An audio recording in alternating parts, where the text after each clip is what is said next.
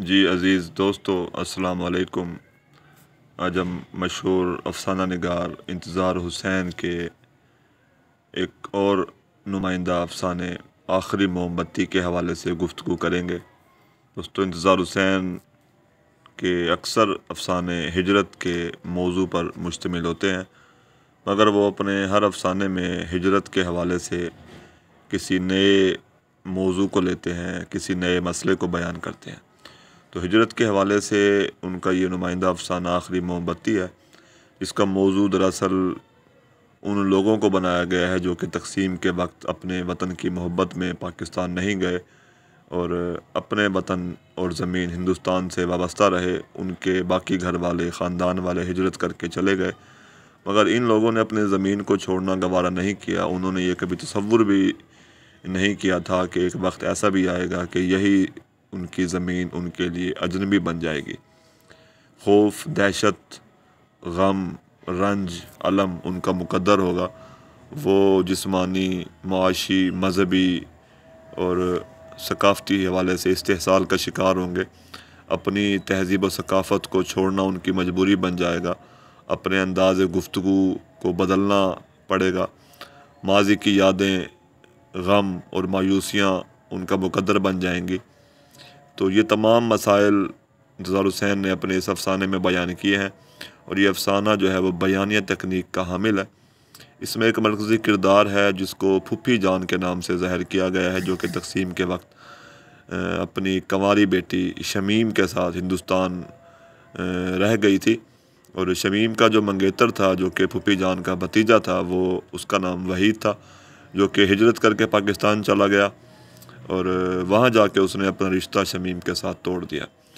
تقسیم نے ہزاروں لوگوں کی، لاکھوں لوگوں کی زندگیوں کو اس حد تک متاثر کیا کہ کوئی اپنی خوشیوں سے محروم ہو گیا، کوئی کنوارا رہ گیا، کوئی اپنے محبوب کو کھو گیا، کوئی خاندان سے جدا ہو گیا، کوئی وطن کی محبت میں گرفتار ہو گیا، کوئی اپنی روایات کو برقرار رکھنے کی خاطر ہجرت نہ کر سکا، کوئی صرف امام باڑے میں ایک موم بتی جلانے کی خواہش لیے ہندوستان میں ہی رہ گیا۔ تقسیم سے پہلے پھوپھی جان بڑی رنگین مزاج، خوبصورت، صحت مند، خوشحال زندگی بسر کر رہی تھی۔ تقسیم کے وقت خاندان کے لوگوں نے اسے پاکستان چلنے کی تلقین کی، تو وہ صرف اپنی روایات کی پاسداری کرنے کی خاطر اور اپنے امام باڑے میں موم بتی کی روایت کو برقرار رکھنے کی خاطر ہندوستان میں رہ گئیں، پاکستان جانے سے انکار کر دیا۔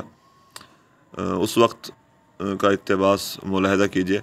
خاندان کے ایک ایک شخص نے اصرار کیا کہ پاکستان چلی چلو، مگر ان کے دماغ میں تو یہ سما گئی تھی کہ اگر وہ چلی گئی تو امام باڑے میں تالا پڑ جائے گا۔ دراصل پھوپھی جان جو ہے وہ وطن کی محبت کے جذبے میں اس حد تک گرفتار ہیں، وطن کی محبت کا جذبہ ان میں اس حد تک موجود ہے کہ وہ وطن کی محبت کی خاطر خاندان سے بچھڑنا منظور کر لیتی ہیں۔ ان کا بھتیجا تقسیم کے بعد جب کافی عرصے بعد ہندوستان آتا ہے تو وہ منظر دیکھ کر حیران رہ جاتا ہے کہ اس کو اب سارا منظر بدلا ہوا نظر آتا ہے۔ پھوپھی جان اب معاشی طور پر بڑی کمزور ہو چکی تھی۔ شمیم کی شادی کی اسے فکر کھائی جا رہی تھی، کیونکہ وحید جو کہ پھوپھی جان کا بھتیجا تھا، اس نے شمیم کے ساتھ اپنا رشتہ توڑ لیا تھا۔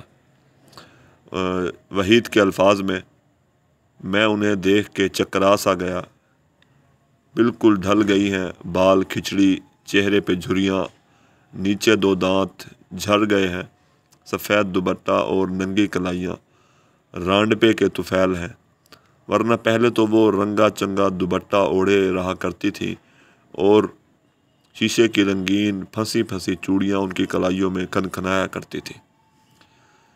دراصل پھوپھی جان نئی زمین میں جانے کی بجائے اپنی ہی زمین پہ رہنے کو ترجیح دیتی ہیں، مگر وہ اپنی زمین ان کو راس نہ آئی۔ اب ان کی زندگی سے خوبصورتیاں، رنگینیاں ختم ہو چکی ہیں، وہ اندر سے ٹوٹ چکی ہیں۔ اب زندگی سے لڑنے کی ان میں طاقت موجود نہیں ہے۔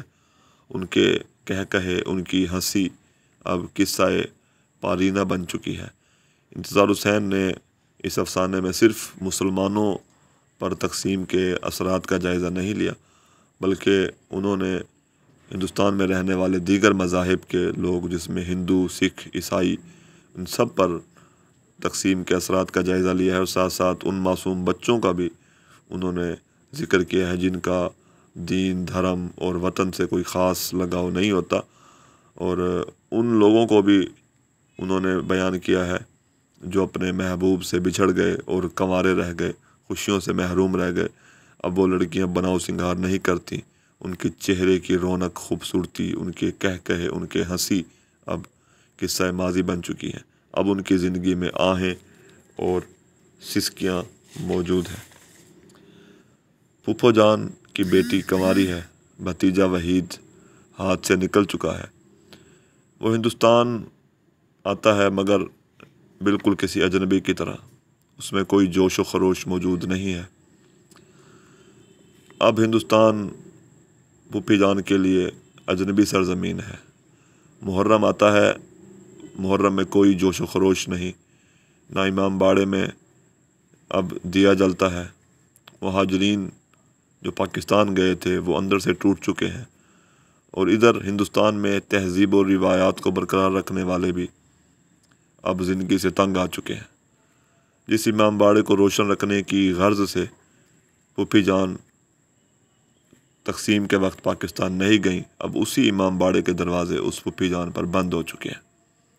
انتظار حسین نے فلیش بیک کی تکنیک کو استعمال کرتے ہوئے ہجرت اور اس کے مسائل کو اجاگر کیا ہے، اور یہ دکھایا ہے کہ پرانے رشتے کس طرح شکست و ریخت کا شکار ہو جاتے ہیں۔